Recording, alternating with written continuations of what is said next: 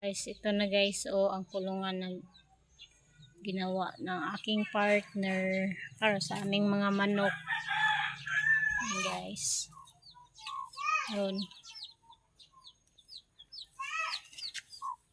Ito yung bagong isa na manok ko. Ayan guys. Sila, puro itim yung anak niya. Ayan guys, wala akong itim.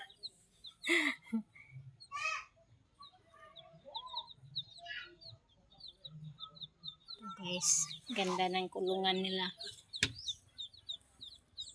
Sarado natin para lagi sila makalabas. Ayan guys, dito din malapit na yan guys, mga 2 weeks pa bago maano. Ayan, magparami tayo ng manok guys para may maihaw anytime na gusto natin. Guys, yung iba doon pa sa labas kasi maaga pa naman guys.